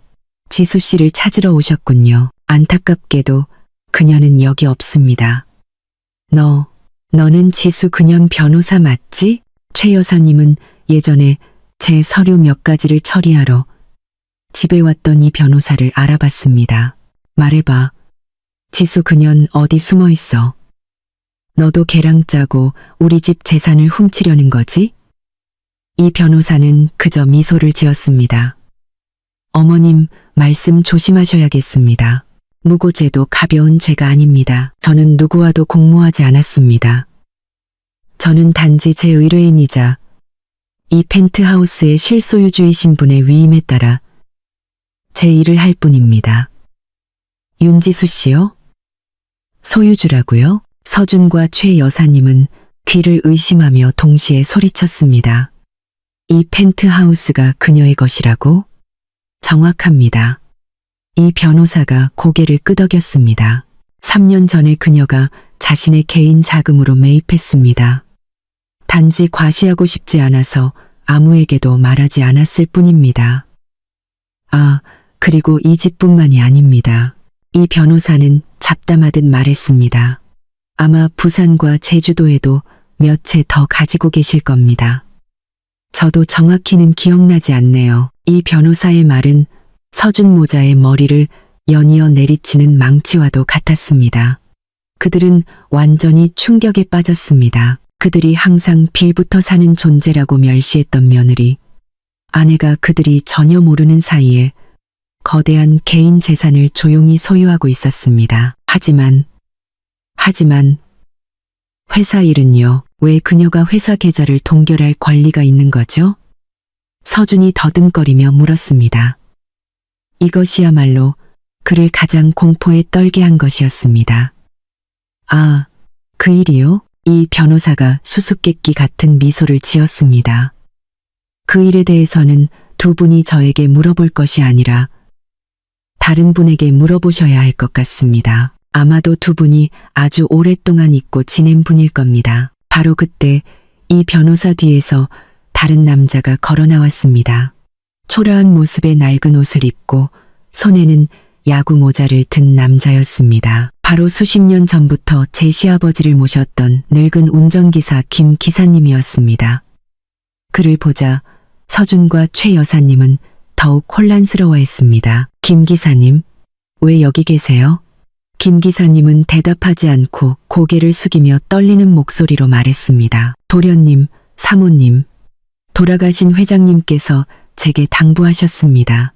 만약 오늘 같은 날이 오면 도련님과 사모님께 이것을 전해드리라고요. 말을 마친 김 기사님은 주머니에서 세월의 흔적이 묻어나는 누런 봉투 하나를 떨리는 손으로 꺼내 서준에게 공손히 건넸습니다. 실패로 끝난 방문은 더 엄청난 비밀, 영혼 속에서 곧 드러날 진실의 문을 열었습니다. 세월의 흔적이 묻어나는 누런 봉투가 박서준의 손에 들려 있었지만 그는 그것이 마치 바위처럼 뜨겁고 무겁게 느껴졌습니다. 그는 무슨 일이 일어나고 있는지 이해할 수 없다는 듯 중얼거렸습니다. 그의 아버지는 거의 10년 전에 돌아가셨고 유언과 재산에 관한 모든 일은 오래전에 마무리되었습니다. 왜 지금 갑자기 이런 비밀스러운 봉투가 나타난 것일까? 최 여사님 역시 당황한 기색이 역력했습니다. 그녀는 봉투를 뚫어지게 쳐다보다가 늙은 운전기사를 다시 쳐다보았고 이름 모를 불안감이 마음속에서 피어오르기 시작했습니다. 이 안에 뭐가 들었죠? 김 기사님? 서준이 약간 떨리는 목소리로 물었습니다. 김 기사님은 그저 고개를 저었고 늙고 주름진 눈에는 눈물이 고였습니다. 저도 잘 모릅니다. 도련님, 회장님께서는 이것을 잘 보관했다가 도련님께서 지수아 씨에게 큰 잘못을 저지르는 바로 그날에만 꺼내라고 하셨습니다. 늙은 운전기사의 말은 서준의 양심을 찌르는 비수와도 같았습니다. 그의 얼굴은 창백해졌고 그는 떨리는 손으로 봉투의 낡은 봉인을 천천히 뜯었습니다. 안에는 편지가 아니라 꼼꼼하게 타이핑된 서류 뭉치와 작은 USB 하나가 들어있었습니다. 서준은 서류 뭉치를 꺼내 읽었습니다. 읽을수록 그의 얼굴색은 창백해지다가 보랏빛으로 변해갔습니다. 그의 손은 종이를 제대로 들 수 없을 정도로 심하게 떨리기 시작했습니다. 최 여사님은 그 모습을 보고 초조해하며 서류를 빼앗아 보았습니다. 그리고 그녀 역시 그 자리에 얼어붙었습니다. 그것은 제 시아버지 박태산 회장님께서 그가 돌아가시기 한 달 전에 작성한 재산 신탁 계약서의 사본이었습니다. 그 계약서는 저명한 국제 로펌에 의해 작성되었고 박 회장님, 저, 그리고 2명의 증인 서명이 모두 있었으며 완벽하게 합법적으로 공증되었습니다. 그 계약서의 내용, 더 정확히 말하면 위장된 유언장의 내용은 하늘이 무너질 듯한 진실, 도저히 믿을 수 없는 진실을 드러냈습니다. 그 내용에 따르면 박 회장님이 돌아가신 후 총가치의 80%에 해당하는 그의 회사, 지분 전량은 아내인 최 여사님이나 아들인 박서준에게 상속되는 것이 아니라 스위스에 본사를 둔 투자신탁재단으로 전량 이전될 것이었습니다. 그리고 그 재단을 관리하고 수익을 얻으며 투자, 매매, 자금 인출 등 모든 활동에 대한 전권을 행사할 유일한 사람으로 지정된 이는 바로 저 윤지수였습니다. 계약서에는 박서준의 역할에 대해서도 매우 명확하게 명시되어 있었습니다. 그는 CEO 직책에 임명되어 회사의 이미지 대표 역할을 하고 대기업 CEO의 지위에 걸맞은 매우 후한 연봉, 보너스, 그리고 복리후생을 누릴 수 있었습니다. 하지만 그는 핵심적인 재정 문제에 대한 소유권이나 결정권이 전혀 없었습니다. 모든 중대한 결정은 펀드 관리자, 즉 저의 승인을 거쳐야 했습니다. 무정하게 말하자면 그는 자신의 가족 회사에서 일하는 고액 연봉의 고용인에 불과했습니다. 서준과 그의 어머니는 모두 망연자실하여 말을 잇지 못했습니다. 그들은 마치 자신의 눈을 믿을 수 없다는 듯 계약서를 몇 번이고 다시 읽었습니다. 왜 박 회장님은 그렇게 하셨을까? 왜 그는 자신의 친아들과 아내보다 갓 시집온 며느리를 더 신뢰했을까? 바로 그때 지금까지 조용히 지켜보던 이준호 변호사가 입을 열었습니다. 그의 목소리는 차갑고 또렷했습니다. 아마도 두 분은 이것까지 보셔야 박 회장님의 이유를 더 잘 이해하실 수 있을 겁니다. 그는 서준의 손에서 USB를 받아 자신이 가져온 태블릿 PC에 꽂은 뒤 화면을 그들 쪽으로 돌렸습니다. 화면에는 영상 하나가 나타났습니다. 그것은 박 회장님의 마지막 날들, 병실에서 촬영된 영상이었습니다. 그는 침대에 앉아 계셨고 비록 수척하고 약해 보였지만 눈빛은 매우 명민하고 날카로웠습니다. 그는 이야기를 하고 있었고 맞은편에 앉아 귀 기울이는 사람은 바로 저였습니다. 박 회장님의 목소리가 약하지만 단호하게 울려 퍼졌습니다. 나도 시간이 얼마 남지 않았다는 걸 안다. 평생을 바쳐 이 사업을 일궜는데 이대로 무너지게 둘 수는 없어. 서준이, 나는 그 녀석의 성정을 잘 안다. 착한 아이지만 리더의 자질은 없어. 너무 충동적이고 사람을 너무 쉽게 믿지. 이 그룹 전체를 그 녀석에게 맡기는 건 늑대에게 양을 맡기는 것과 같아. 그리고 내 아내는 좋은 여자지만 아들을 너무 맹목적으로 사랑하고 사업에 대해서는 아무것도 몰라. 여러 날 밤을 고민했다. 그는 잠시 말을 멈추고 거친 기침을 했습니다. 그리고 그는 저를 보았습니다. 그의 눈에는 깊은 신뢰가 담겨 있었습니다. 네가 나타나기 전까지는 말이다. 지수야, 몇 번의 대화만으로도 나는 네가 비범한 두뇌를 가졌다는 것을 알았다. 너는 예리함, 결단력, 그리고 큰 사업가에게 필요한 냉철함까지 갖추고 있어. 이 배를 이끌고 더 멀리 나아갈 수 있는 사람은 바로 너다. 이렇게 큰 짐을 내게 맡기는 것이 불공평하다는 것을 알지만 내게는 다른 선택지가 없구나. 한 아버지의 간청이라고 생각해다오. 윤지수, 나 대신 이 사업을 지켜주고 나 대신 서준이를 돌봐다오. 나는 너를 믿는다. 영상은 끝났지만 박 회장님의 마지막 말씀은 공간에 계속해서 울려 퍼졌습니다. 진실은 더 이상 부인할 수 없을 만큼 명백하게 드러났습니다. 음모도 강탈도 없었습니다. 모든 것은 가족의 가장, 그룹의 창립자 자신이 직접 계획하고 위임한 것이었습니다. 서준과 최 여사님은 로비의 대기석에 주저앉았고 완전히 무너져 내렸습니다. 그들의 모든 분노와 비난은 이제 너무나 어리석고 우스꽝스러워졌습니다. 그들은 지난 10년 동안 이 가족을 조용히 지탱해온 바로 그 은인을 욕하고 해치려 했습니다. 그들은 박 회장님이 그들의 풍족한 삶을 보호하기 위해 만든 완벽한 연극을 스스로 망쳐버렸습니다. 이제 두 분 다 이해하셨겠죠? 이 변호사가 말했습니다. 그는 태블릿 PC를 거두었습니다.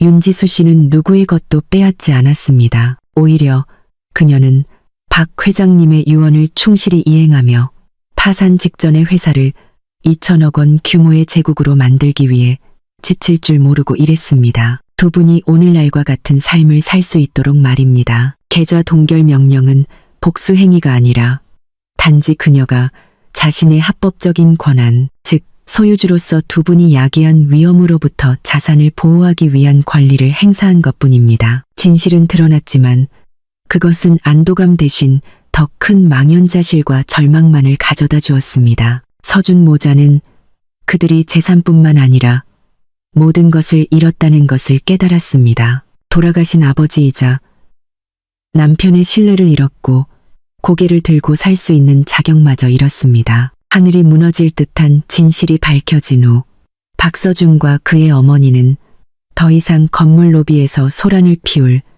엄두를 내지 못했습니다. 그들은 극도의 망연자실과 절망 속에서 쓸쓸히 집으로 돌아갔습니다. 주인, 여왕의 위치에서 갑자기 자신이 단지 고용인, 빌부터 사는 존재라는 것을 깨닫는 그 느낌은 돈을 잃는 것보다 더 고통스럽고 굴욕적이었습니다. 임시로 구한 비좁은 집으로 돌아온 모자는 큰 다툼을 벌였습니다. 최 여사님은 아들이 어리석어 아내를 제대로 간수하지 못했다고 탓했고, 서준은 어머니가 탐욕스러워 이를 이 지경으로 만들었다고 책망했습니다. 하지만 서로를 탓하는 말다툼 끝에 그들은 결국 무정한 현실에 직면해야 했습니다. 그들은 모든 것을 잃게 될 것이었습니다. 만약 저 윤지수가 정말로 손을 쓴다면, 만약 제가 그룹에서 모든 자본을 회수하기로 결정한다면 그 2천억 원의 제국은 순식간에 무너질 것이고 그들은 호화로운 삶에서 두 손 빈털터리로 심지어는 빚더미에 앉게 될 것이었습니다. 두려움이 자존심을 이겼습니다. 그들은 더 이상 법적으로 저와 맞설 수 없다는 것을 알았습니다. 남은 유일한 길은 감정에 호소하는 것이었습니다. 그들은 저를 찾아가기로 결정했습니다. 따지기 위해서가 아니라 애원하기 위해서였습니다. 그리고 그것을 실현하기 위해 그들은 또 다른 연극, 훨씬 더 정교하고 가식적인 연극을 꾸미기 시작했습니다. 며칠 후 저는 낯선 번호로 전화를 받았습니다. 서준이었습니다. 수화기 저편의 그의 목소리는 더 이상 적대적이거나 분노에 차있지 않았고 매우 약하고 구슬펐습니다. 지수야, 나야. 혹시 잠시만 만날 수 있을까? 어머니가 위독하셔. 그는 흐느끼며 말을 끊었습니다. 저는 침묵했습니다. 이것 또한 연극이라는 것을 알았지만 이번에는 그들이 어떤 역할을 할지 궁금했습니다. 무슨 일인데요? 저는 차가운 목소리로 물었습니다. 그 일을 아신 날부터 어머니는 완전히 무너지셨어. 식사도 못하시고 하루 종일 울면서 당신 이름이랑 아버지 이름만 부르셔. 의사 선생님 말씀으로는 심리적 충격이 너무 커서 이대로 가다가는 위험할 수도 있대. 지수야, 내가 잘못한 거 알아. 어머니도 잘못하셨고, 하지만 제발 지난 10년의 정을 생각해서 마지막으로 한 번만 어머니를 뵈러 와주면 안 될까? 내가 이렇게 빌게.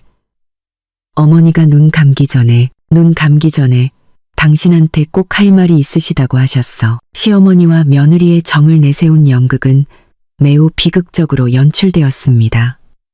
거짓인 줄 알면서도 저는 완전히 무시할 수는 없었습니다. 그리고 그들이 과연 얼마나 더 뻔뻔해질 수 있는지 보고 싶었습니다. 저는 동의했습니다. 만남의 장소는 병원이 아니라 우리가 함께 살았던 바로 그 빌라였습니다. 아마도 그들은 익숙한 공간을 이용해 옛 추억을 떠올리게 하려 했던 것 같습니다. 제가 들어섰을 때 집안의 풍경은 완전히 달랐습니다. 더 이상 환호와 기쁨은 없었고 오직 암울하고 구슬픈 분위기만 감돌았습니다. 제 전 시어머니 최 여사님은 주 침실의 큰 침대에 누워 계셨는데 매우 초췌하고 야위어 보였습니다. 평소 혈색이 좋고 거만했던 얼굴은 이제 창백하고 파리했습니다. 그녀는 눈을 꼭 감고 숨소리는 약했습니다. 서준은 곁에 앉아 손수건으로 가끔 어머니의 이마를 닦아주고 있었습니다. 효심과 슬픔이 가득한 풍경이었습니다. 제가 들어오는 것을 보고 서준은 급히 일어나 저에게 조용히 하라는 신호를 보냈습니다. 왔구나. 어머니가 방금 잠드셨어. 여기 앉아서 잠시만 기다려줘. 그는 저를 옆의자에 앉히고 자신의 독백을 시작했습니다. 그는 자신의 후회와 자책에 대해 늘어놓았습니다. 그는 어머니의 말을 듣고 저를 배신한 것이 잘못이었다고 말했습니다. 그는 제가 없는 날들이 되어서야 제가 얼마나 소중한 사람이었는지 깨달았다고 했습니다. 지수야, 지금 무슨 말을 해도 늦었다는 거 알아. 하지만 정말 후회하고 있어. 그는 눈이 충혈된 채 말했습니다. 네가 날 용서해 주길 바라지는 않아. 그저 우리 어머니를 용서해 줘. 늙으셔서 판단력이 흐려지신 거야. 어머니가 하신 모든 건 다 아들을 너무 사랑해서, 손주를 너무 보고 싶어서 그런 거야. 제발 지난 10년의 정을 봐서, 돌아가신 아버지의 공을 생각해서 이 가문을, 아버지 평생의 심혈을 구해줘. 그럴 수 있지? 바로 그때 침대에 누워있던 최 여사님이 꿈틀거리기 시작했습니다. 그녀는 천천히 눈을 떴고 흐릿한 눈으로 저를 보았습니다. 지수, 너니, 얘야. 그녀가 속삭였습니다. 그 목소리는 바람 앞에 등불처럼 약했습니다. 그녀는 앙상하고 창백한 손을 제 쪽으로 뻗었습니다. 이리 와, 엄마한테. 저는 망설였지만 결국 다가가 침대 가장자리에 앉았습니다. 그녀는 제 손을 잡았고 그 손은 얼음장처럼 차가웠습니다. 그녀의 야윈 얼굴 위로 눈물이 흐르기 시작했습니다. 지수야, 엄마가 미안하다. 그녀가 흐느껴 울었습니다. 엄마가 잘못했다. 엄마는 못된 시어머니였어. 너한테 잘해주지 못했어. 엄마가 눈이 멀었고 탐욕스러웠어. 이제 벌을 받는구나. 나도 곧 내 시아버지를 따라가게 될 거야. 하지만 가기 전에 마지막 소원이 하나 있어.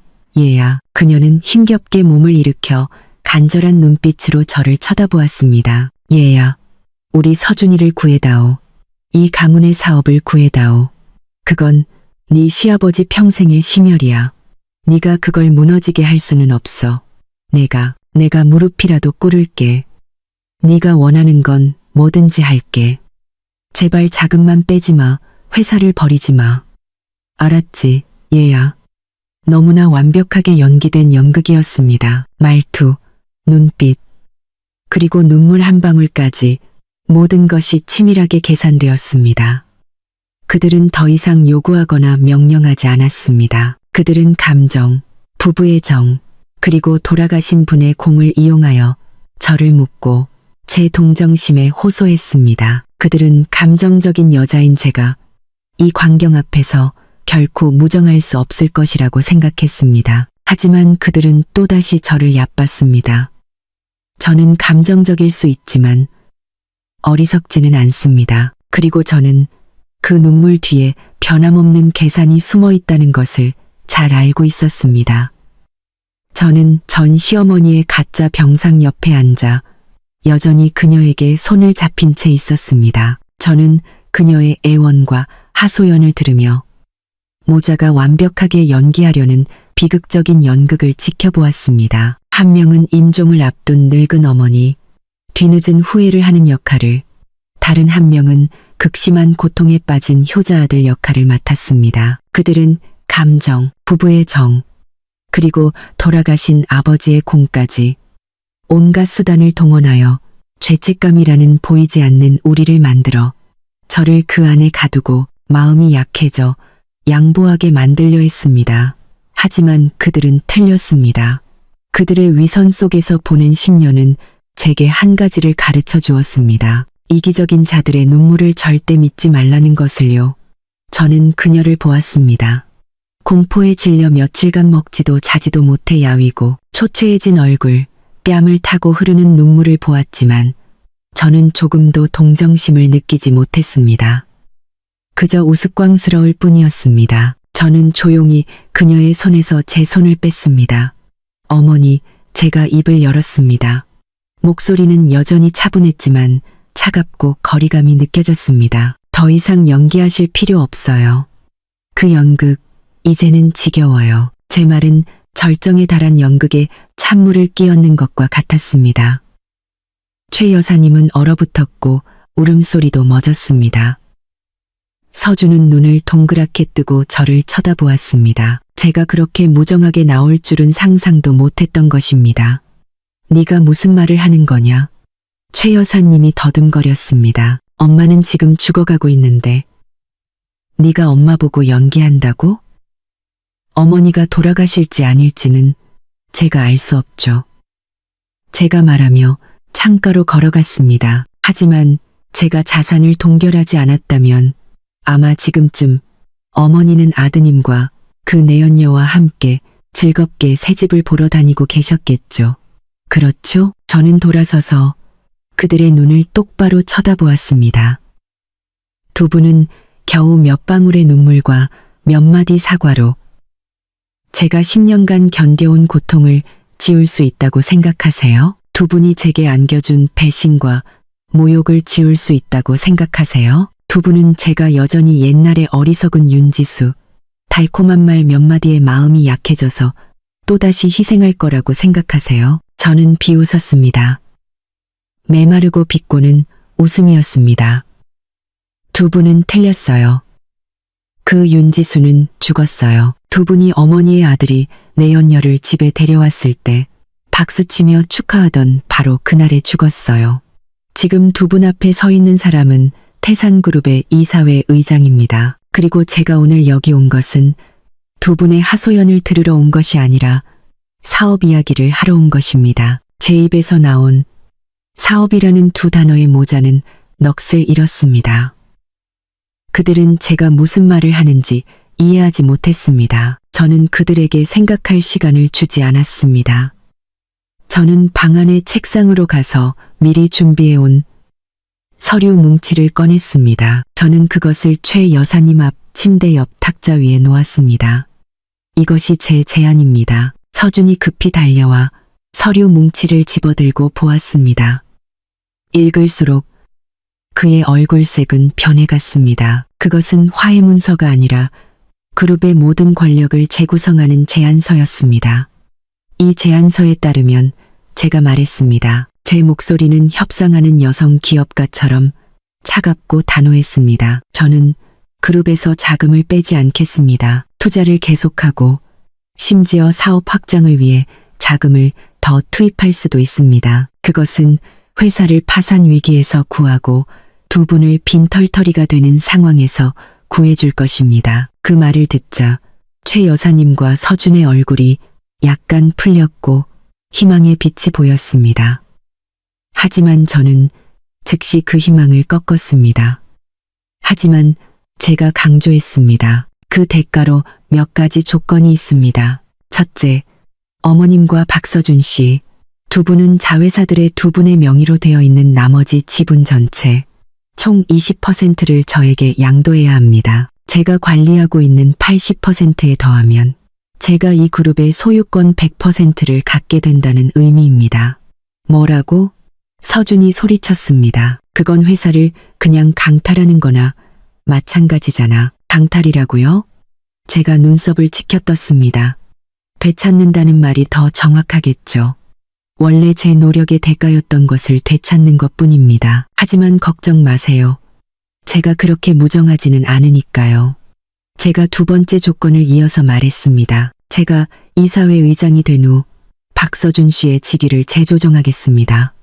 더 이상 CEO는 아닙니다. 그의 실제 능력에 더 적합한 자리인 영업팀 차장으로 강등될 것입니다.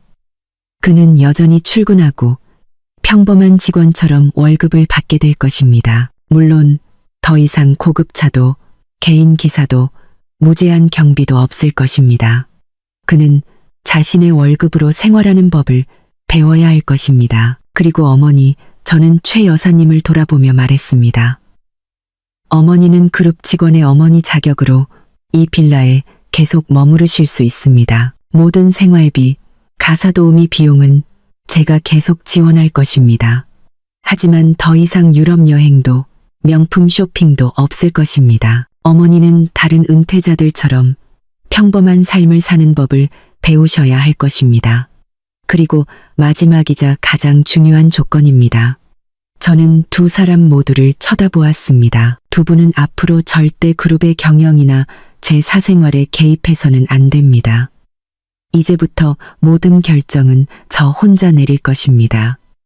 이것이 제 제안입니다. 그것은 그들에게 다른 어떤 선택의 여지도 주지 않는 제안이었습니다. 받아들여서 예전처럼 풍족하지는 않더라도 평범한 삶을 살거나 아니면 거절하고 그룹의 붕괴, 재산 상실, 그리고 빈손으로 다시 시작하는 상황에 직면하거나 저는 그들을 감옥에 보내지도 길거리로 내쫓지도 않았습니다.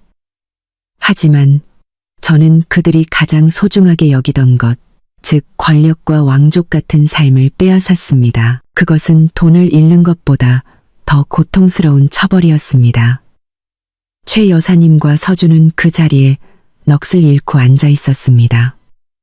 그들의 비극적인 연극은 완전히 실패했습니다. 이제서야 그들은 자신들 앞에 서 있는 사람이 감정으로 쉽게 조종할 수 있는 며느리, 아내가 아니라 냉철하고 결단력 있으며 조금의 관용도 없는 재계의 진정한 상어, 여성 회장이라는 것을 깨달았습니다. 제가 냉정한 제안을 한 후 박서준과 그의 어머니는 모두 마비 상태에 빠졌습니다. 그들은 받아들일 수도 거절할 수도 없었습니다. 그들은 다시 한번 옛 정과 의리, 심지어 서준의 돌아가신 아버지까지 들먹이며 애원하려 했지만 저는 더 이상 조금도 흔들리지 않았습니다. 저는 그들에게 생각하고 합의서에 서명할 시간으로 정확히 24시간을 주었습니다. 그렇지 않으면 저는 약속대로 모든 자본을 회수할 것이었습니다. 이처럼 팽팽한 긴장감 속에서 잠시 잊혔던 또 다른 인물이 갑자기 나타나 모든 것을 몇 배나 더 혼란스럽게 만들었습니다. 바로 서준의 아이를 임신한 내연녀 김아라였습니다. 서준의 계좌가 동결되고 빌라를 살 수 없게 되자 김아라는 불안감을 느끼기 시작했지만 아직 완전히 포기하지는 않았습니다. 그녀는 뱃속의 아이, 즉 대를 이을 수 있는 보물을 가지고 있는 한 여전히 자신이 우위에 있다고 믿었습니다. 그녀는 아무리 어려워도 박씨 가문이 자신의 장손을 감히 박대하지 못할 것이라고 생각했습니다. 그녀는 예전에 서준이 얻어준 고급 오피스텔에 머물며 연인으로부터 좋은 소식을 기다렸습니다. 하지만 넋이 나간 얼굴로 찾아온 서준에게서 제가 한 제안, 즉 그가 강등될 것이고 온 가족이 더 이상 예전처럼 풍족하게 살 수 없을 것이라는 이야기를 듣자 김아라는 더 이상 가만히 있을 수 없었습니다. 재벌가 사모님이 되겠다는 그녀의 꿈이 산산조각 날 위기에 처하자 그녀는 직접 행동에 나서기로 결심했습니다. 그녀는 저를 찾아오지 않았습니다. 아마 지금 저와 정면으로 맞서는 것은 무의미하다는 것을 알았을 겁니다. 그녀는 더 공격하기 쉬운 목표를 선택했습니다. 그녀의 예비 시어머니 최 여사님이었죠. 그날 최 여사님이 여전히 침대에 누워 제 결정에 괴로워하고 있을 때 김아라가 불청객으로 찾아왔습니다. 그녀는 더 이상 예전처럼 상냥하고 애교 있는 모습이 아니었습니다. 그녀는 방으로 곧장 들어가 최 여사님 맞은편 의자에 앉았고 그 태도는 매우 도전적이었습니다. 어머님, 그녀가 본론으로 들어갔습니다. 지수 언니가 돌아와서 집안 재산 전부를 빼앗으려 한다는 소문이 있던데 사실인가요? 최 여사님이 한숨을 쉬며 지친 듯 고개를 끄덕였습니다. 그래, 그 애가 모든 걸 다 쥐고 있어. 우리 모자는 이제 그 애의 자비만 바랄 뿐이야. 자비요. 김아라가 비웃었습니다. 남편에게 배신당하고 시어머니에게 쫓겨난 여자가 자비를 베풀 거라고 생각하세요? 너무 순진하시네요. 그녀는 어머님과 아드님을 가만두지 않을 거예요. 천천히 고문하면서 복수하기 위해 죽는 것보다 못한 삶을 살게 할 거예요. 김아라의 말은 최 여사님의 두려움을 꿰뚫는 바늘과도 같았습니다. 그럼 이제 어떻게 해야 하니? 그녀가 당황한 목소리로 물었습니다. 어떻게요?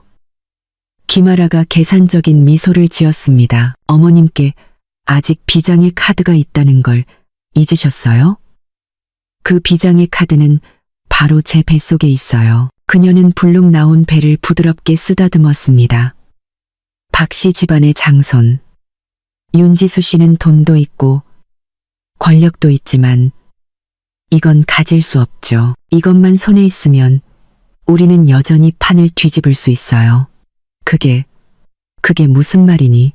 최 여사님은 아직 이해하지 못했습니다. 제 말은 김아라가 가까이 다가가 속삭였습니다. 지수 언니가 모든 걸 독차지하게 둬서는 안 된다는 거예요. 서준 오빠는 강등될 수 있지만 그룹의 재산을 외부인이 전부 갖게 할 수는 없어요. 어머님께서 싸우셔야 해요.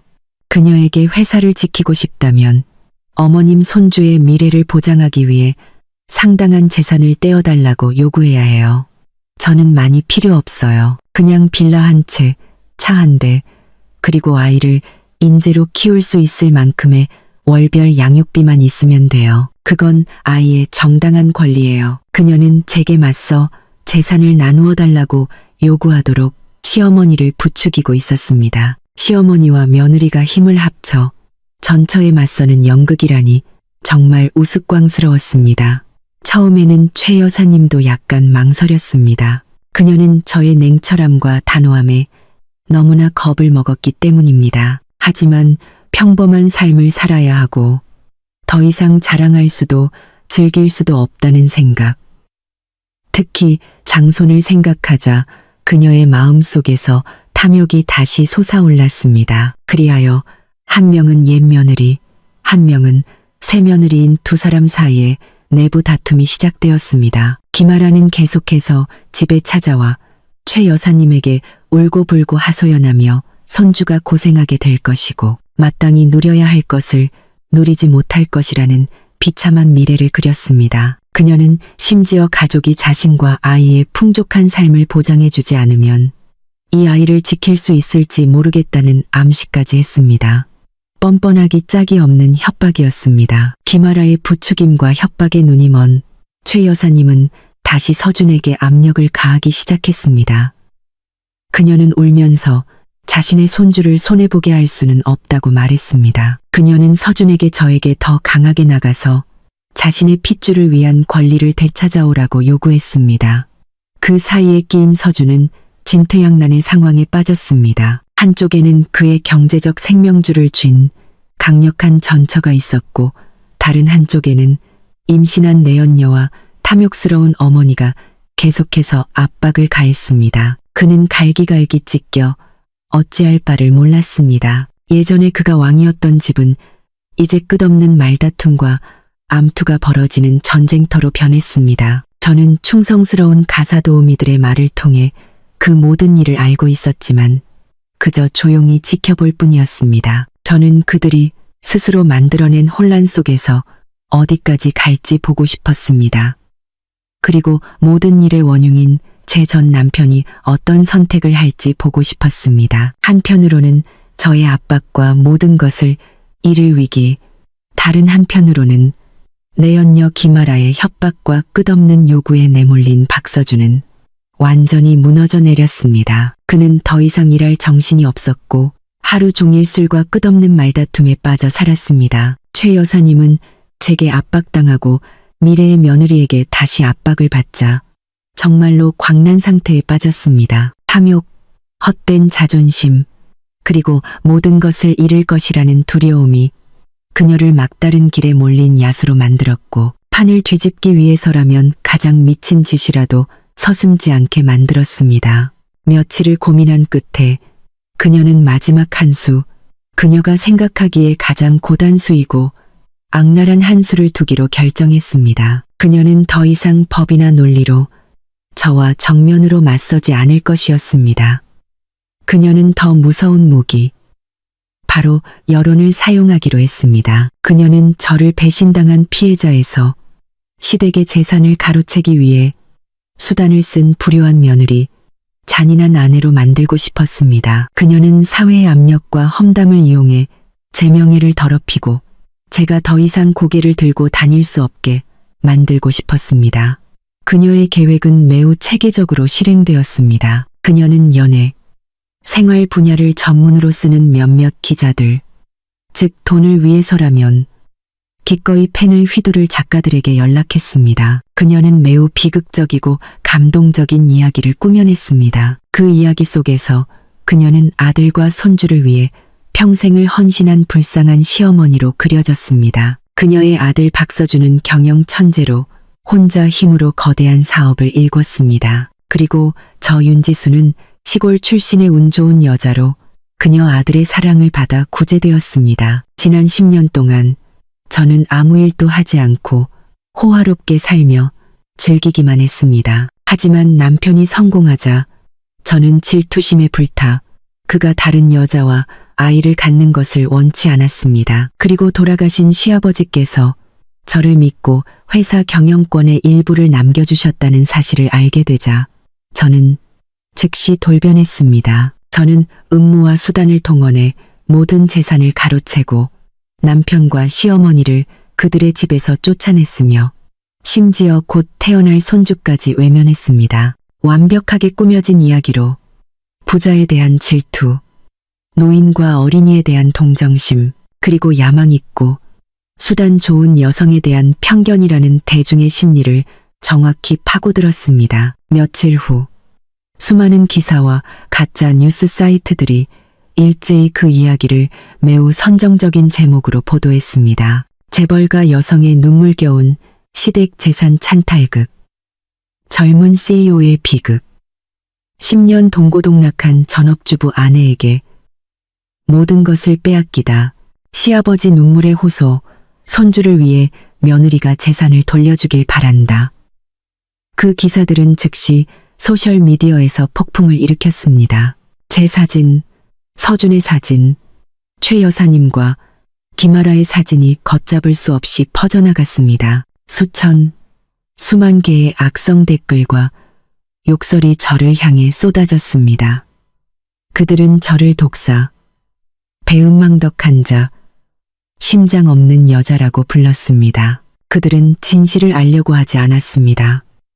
그들은 단지 최 여사님이 그려낸 비극적인 이야기만 믿었습니다. 제가 평생을 바쳐 쌓아온 명예와 신뢰가 며칠 만에 그들에 의해 짓밟히고 파괴되고 있었습니다. 최 여사님은 자신의 이수에 매우 만족했습니다. 그녀는 명예를 중시하는 여자인 제가 이 압박을 견디지 못할 것이라고 생각했습니다. 그녀는 제가 두려워서 그녀를 찾아와 협상하고 그녀의 조건을 받아들일 것이라고 생각했습니다. 하지만 그녀는 또다시 틀렸습니다. 그녀는 상어가 한번 바다로 나가기로 결정하면 작은 파도를 두려워하지 않는다는 것을 이해하지 못했습니다. 저에 대한 여론의 공격은 단지 성가신 일일 뿐 저를 무너뜨릴 수는 없었습니다. 저는 헛소문에 대처하는 가장 좋은 방법은 맞서 해명하는 것이 아니라 더 크고 강력한 진실로 그것을 부숴버리는 것이라는 것을 알고 있었습니다. 그리고 저는 그들과 이 사회 전체에 그 진실을 보여주기로 결심했습니다. 박서준 모자가 조작한 언론의 폭풍 앞에서 저는 3일 동안 아무런 반응도 보이지 않았습니다. 저는 단지 조용히 지켜볼 뿐이었습니다. 저의 침묵은 그들을 더욱 의기양양하게 만들었고 호기심 많은 대중을 더욱 궁금하게 만들었습니다. 그들은 제가 두려워서 할 말을 잃었다고 생각했습니다. 그들은 저의 침묵이 마지막 반격을 위한 준비였다는 것을 몰랐습니다. 모든 것을 끝낼 벼락 같은 일격을 위한 준비 말입니다. 넷째 날, 불효한 며느리 이야기가 관심의 정점에 달했을 때 제 회사인 태산그룹은 갑작스럽게 보도 자료를 배포했습니다. 다음 날 아침 신임 이사회 의장 발표 및 그룹 내부 관련 루머 해명이라는 주제로 공식 기자회견을 개최하겠다는 내용이었습니다. 이 발표는 즉시 큰 충격을 주었습니다. 신임 의장이라고? 박서준이 CEO이자 최고 경영자가 아니었던가? 누가 신임 의장이 될 것인가? 그리고 그 루머들은 무엇인가? 언론계와 대중의 모든 관심이 이 기자회견에 쏠렸습니다. 다음 날 아침 그룹의 대강당은 모든 주요 언론사의 기자들로 가득 찼습니다. 박서준과 그의 어머니도 참석했습니다. 그들은 가족을 위한 앞자리에 앉아 있었는데 호기심과 약간의 불안감이 섞인 표정이었습니다. 그들은 제가 무슨 꿍꿍이를 꾸미고 있는지 이해하지 못했습니다. 정확히 9시 기자회견이 시작되었습니다. 무대에 처음으로 나온 사람은 제가 아니라 돌아가신 시아버지 박 회장님의 변호사였습니다. 그는 법조계에서 매우 신망이 높은 원로 변호사였습니다. 그는 박 회장님의 유언장과 재산 신탁 계약서를 엄숙하게 공표하며 그룹의 실질적인 소유권과 경영권에 대한 모든 진실을 언론 전체 앞에서 밝혔습니다. 강당 전체가 경악으로 술렁였습니다. 그리고 모두가 그 진실에 아직 충격을 받고 있을 때 제가 나왔습니다. 저는 더 이상 전업주부의 모습을 한 윤지수가 아니었습니다. 저는 특별히 디자인된 권위 있고 우아한 흰색 정장을 입고 있었습니다. 머리는 높게 묶어 지적인 이마를 드러냈고 얼굴은 가볍지만 날카롭게 화장했습니다. 저는 자신감 넘치게 걸었고 진정한 여성 회장의 풍모를 풍겼습니다. 저는 연단 앞에 섰습니다. 강당 전체를 한번 훑어보았고 제 시선은 창백한 얼굴로 핏기 하나 없이 앉아있는 서준과 그의 어머니에게 멈췄습니다. 신사숙녀 여러분, 제가 입을 열었습니다. 제 목소리는 음향 시스템을 통해 명확하고 단호하게 울려 퍼졌습니다. 저는 윤지수입니다.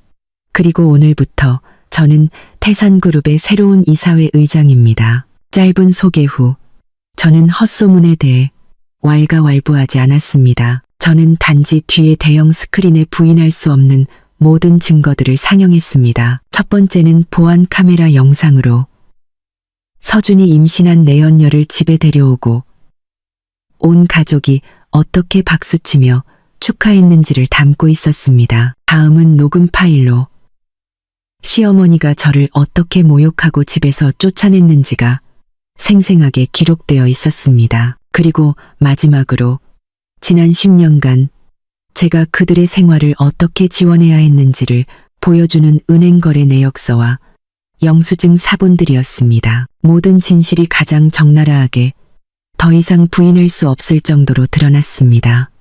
강당 전체는 쥐 죽은 듯 조용했고 오직 카메라 플래시 소리만 계속 터졌습니다. 서준과 최 여사님은 고개를 숙인 채 누구도 쳐다보지 못하고 앉아 있었습니다. 그들은 온 세상 앞에서 완전히 명예를 잃었습니다. 충분한 증거를 제시한 후 저는 마지막 선언으로 제 연설을 마쳤습니다. 태산그룹의 미래에 대해 저는 계속해서 회사를 이끌고 새로운 차원으로 발전시킬 것을 약속합니다. 박서준 씨에 대해서는 일어난 일들을 고려할 때 그는 더 이상 CEO 직책을 유지할 자격이 없습니다. 이사회는 곧 그의 새로운 직책에 대한 공식적인 결정을 내릴 것입니다. 개인적인 문제에 대해서는 더 이상 언급하지 않겠습니다. 모든 것은 법이 해결하도록 맡기겠습니다. 기자회견은 끝났습니다. 저는 완벽한 승리를 거두었습니다.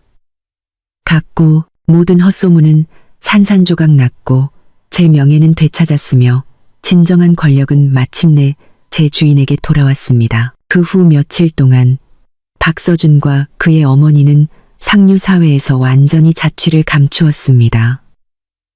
그들은 빌라에서 이사 나와 평범한 삶을 살아야 했습니다. 서준은 별로 중요하지 않은 부서의 평사원으로 강등되었습니다. 그는 스스로 출근하고 스스로 생계를 꾸려야 했습니다. 김아라는 연인이 모든 것을 잃은 것을 보고 재빨리 아이를 지우고 멀리 도망쳤습니다.